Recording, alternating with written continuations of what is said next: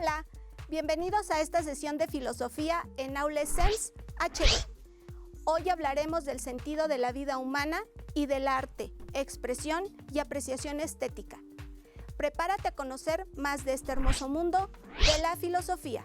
Saludos a todos. Hoy vamos a descubrir cómo el ser humano ha navegado todos los días a través de la búsqueda del sentido de su vida y del pensamiento estético.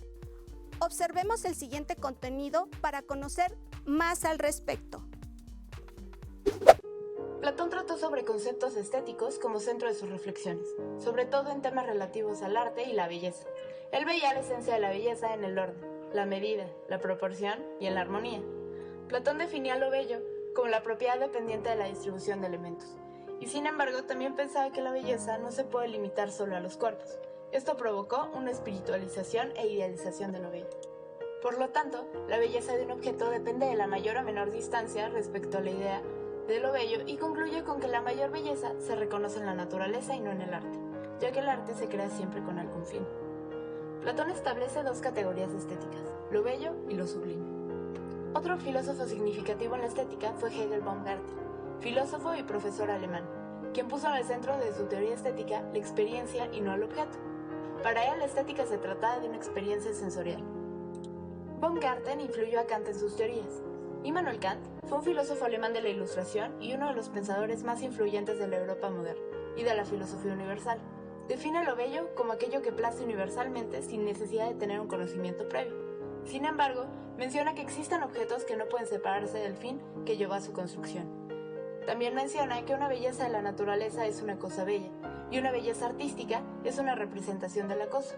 Por lo tanto, identifica dos tipos de belleza: la belleza libre, es decir, la que se encuentra en la naturaleza, y la belleza errante, que se encuentra en el arte. Kant afirma que el juicio estético es siempre subjetivo, ya que no existe ninguna regla objetiva que determine por concepto lo que es bello. Asegura que cuando juzgamos, lo hacemos bajo modelos arquetípicos que poseemos, los cuales cambian según el lugar, el tiempo y la cultura. En su teoría estética no solo habla de lo bello, también de lo feo, del cual se dice que es una antítesis de lo bello. Representa una carencia de armonía que viola las reglas de proporción en las que se basa la belleza, y es una carencia que sustrae el ser de lo que debería de tener. Sin embargo, el arte tiene el poder de representar de manera hermosa lo feo. Otra categoría estética de la que se habla es de lo sublime, que es la contraposición de lo bello, y se caracteriza por una belleza extrema. Longino menciona lo sublime como aquello que tiene grandeza, que no depende de la forma y se dirige al interior, a una actitud psicológica. Es universalmente buena sin importar las variaciones temporales del gusto y sobrepasa los límites de la belleza. Indica que lo sublime es la contraposición de la belleza, ya que lo sublime es incontinente, se sale de las formas, involucra y sorprende, siempre alude a los excesos, agita, mueve el espíritu, causa emociones intensas y atrae. En cambio, la belleza se caracteriza por la contención, por guardar formas, convence y agrada, está en los objetos y se admira en contemplación. Kant menciona que lo sublime y lo bello únicamente puede darse en la naturaleza y que el juicio no debe de depender de un interés ajeno a la propia contemplación del objeto, ya que lo bello no hace referencia a un fin determinado. Sin embargo, lo estético es inevitable y espontáneo, y no existe hombre sin vida estética, ya que lo estético se ocupa de nuestras preferencias y aversiones sensitivas. Hemos aprendido cómo el ser humano utiliza su capacidad de asombro para conectar con el mundo y comprender además su estado natural y social. Ahora seguiremos aprendiendo cómo el ser humano busca la plenitud y la felicidad como parte de su sentido de vida y además cómo emergen en su cultura algunas manifestaciones estéticas y artísticas que le ayudan a encontrarlo. Efectivamente. Además, la búsqueda del arte y el sentido nos acerca a la autotrascendencia. Observemos.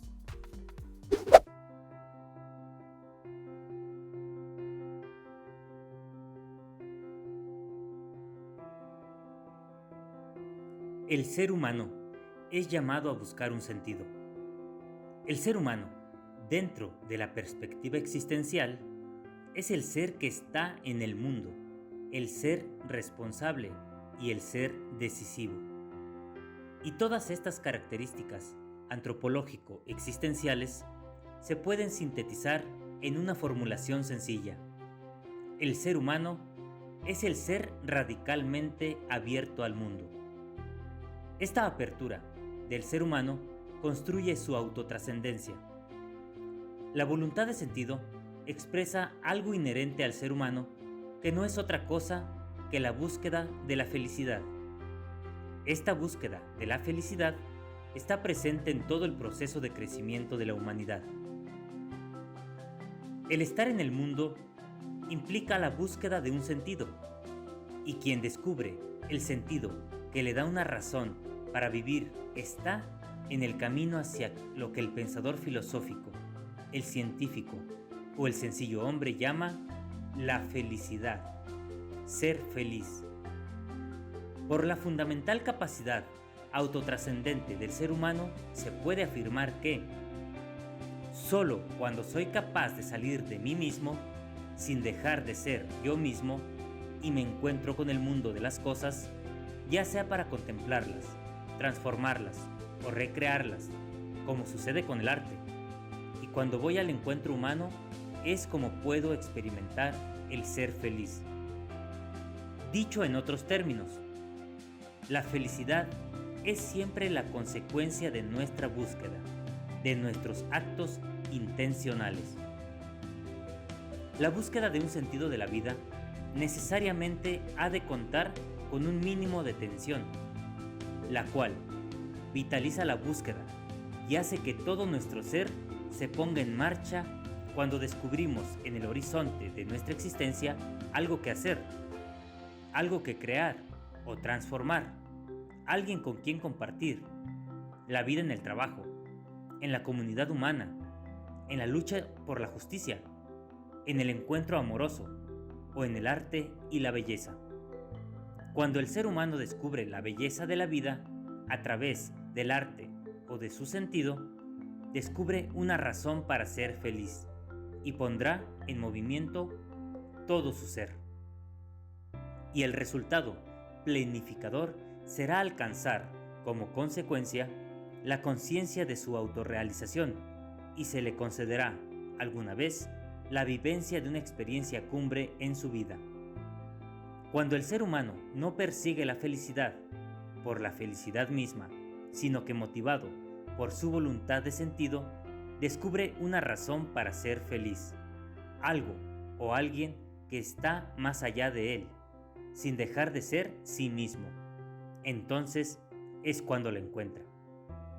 La felicidad no es una posesión, no es una adquisición, sino que es la síntesis que inserta al ser humano en niveles cada vez más complejos y elevados de búsqueda y realización de todo aquello que tenga sentido y valor. La libertad también le da sentido a tu vida. ¿Te has preguntado cuál es la última de tus libertades? Constantemente buscamos ser libres. Sin embargo, es importante conocer que la libertad tiene restricciones. Observemos lo siguiente para reflexionar aún más respecto a estos aspectos.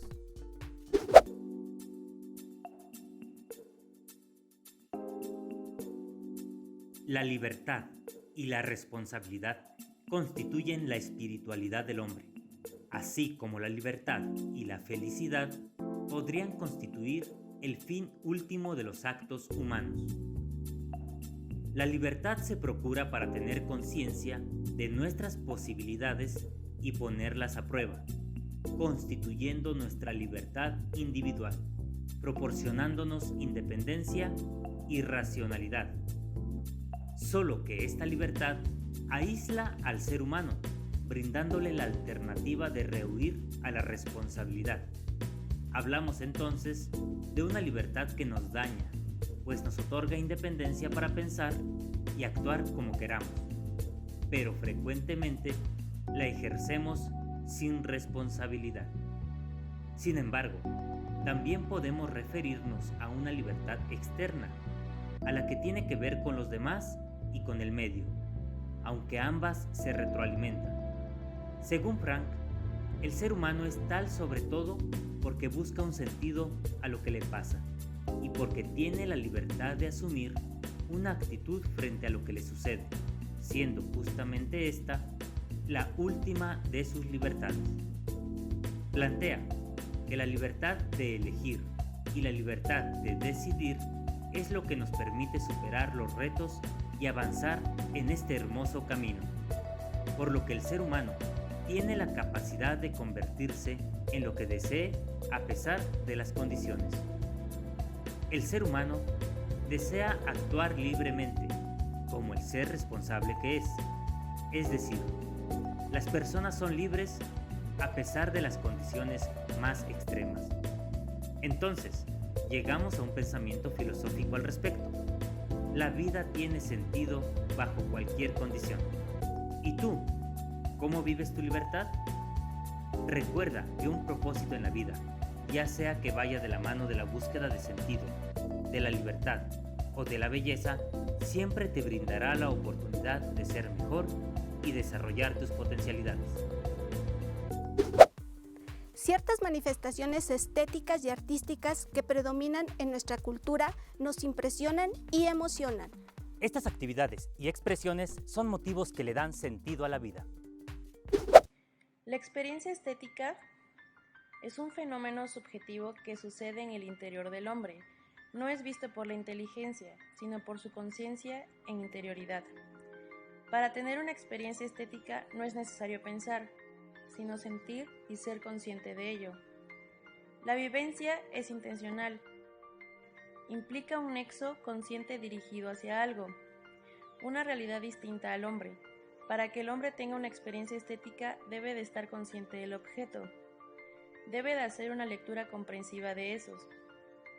La vivencia estética está motivada por un valor que se encuentra fuera del hombre.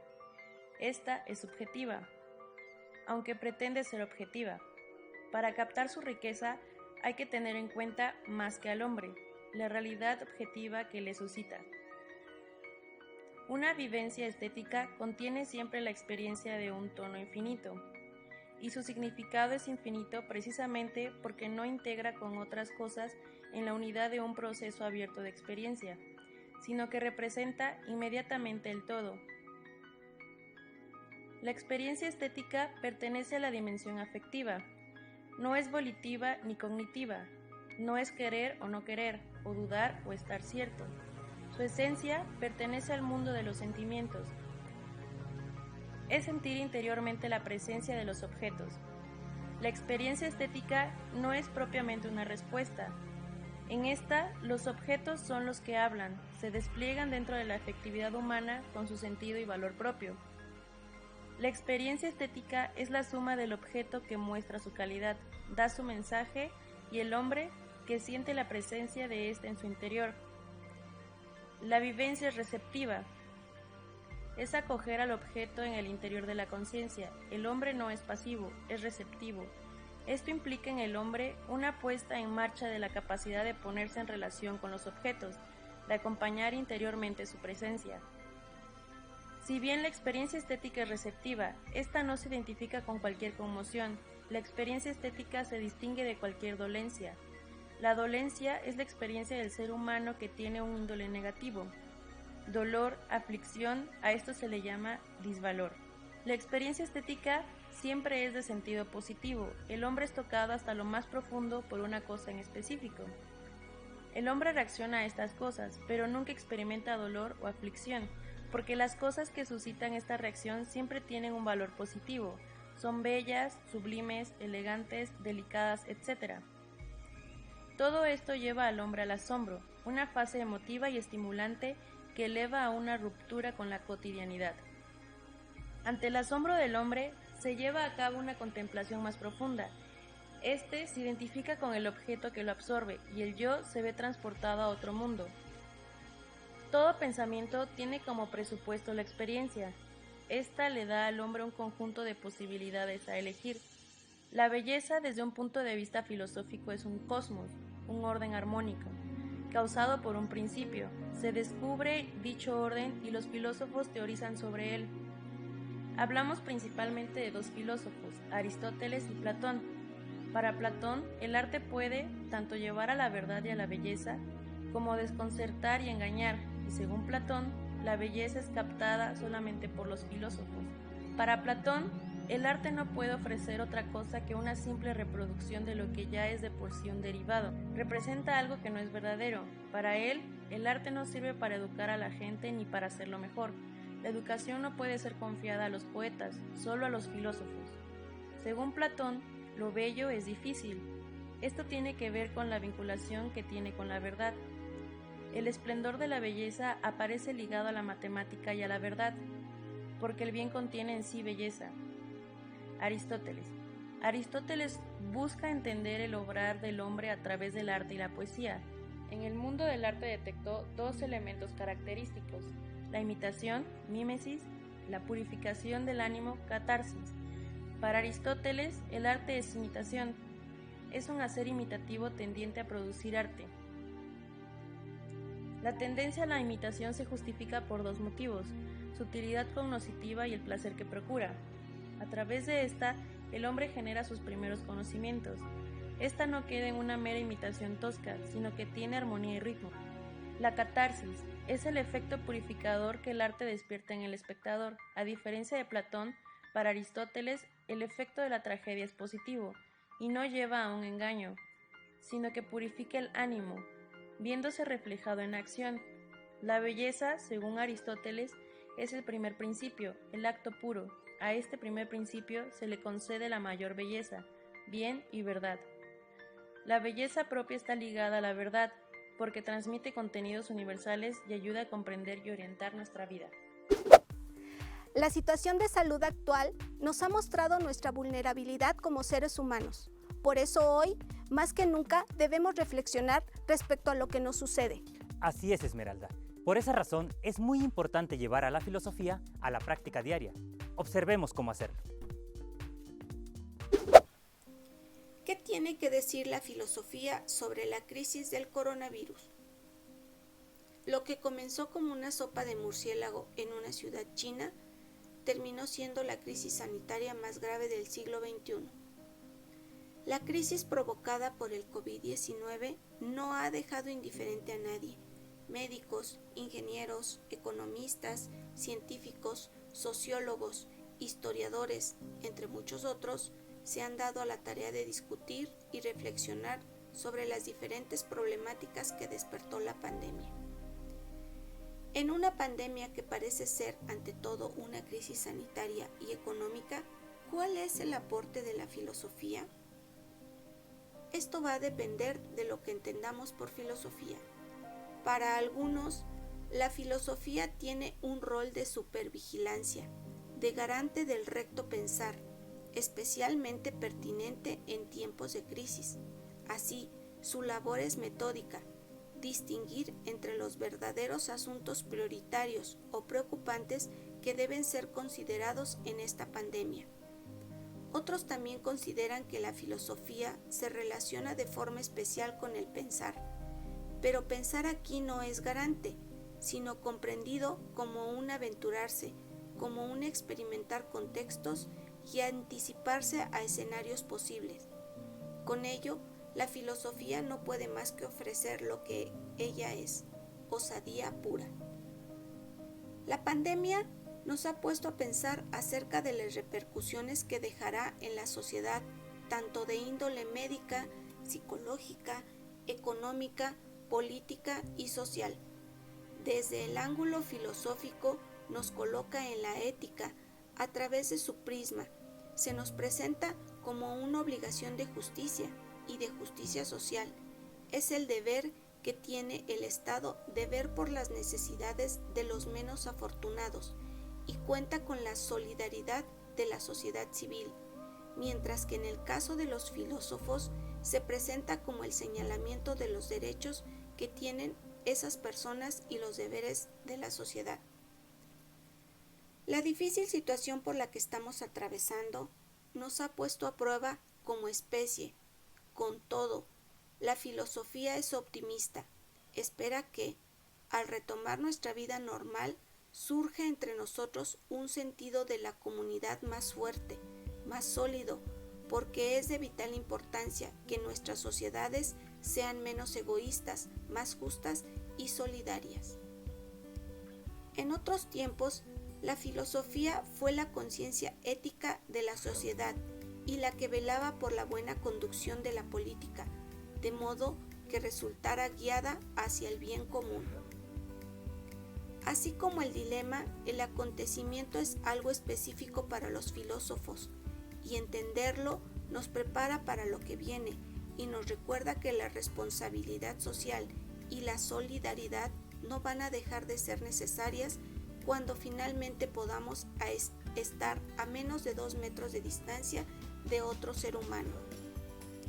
Que no se nos diga que la filosofía no tiene sentido ni utilidad en la sociedad. Se ha querido disminuir la importancia exigiendo respuestas demasiado específicas y concretas que solo puede dar la ciencia y la técnica, pero se olvida que la filosofía es la que aporta los principios rectores de dichas disciplinas. Filosofar nos abre las puertas del mundo.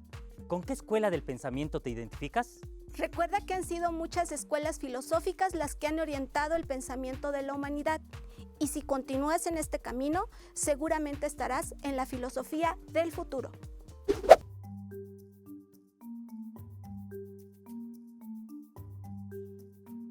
En el transcurso de tu clase de filosofía, has podido recorrer diversas escuelas del pensamiento. Es importante que hagamos un breve recorrido por ellas. Filosofía grecorromana. Preática.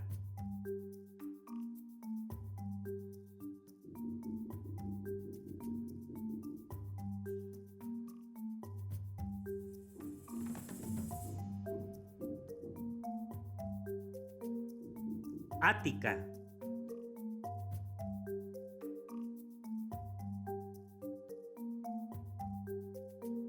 Helenístico-romana.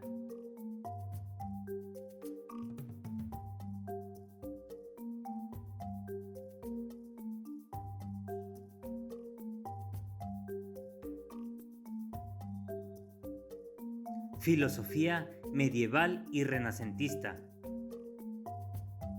Patrística. Escolástica.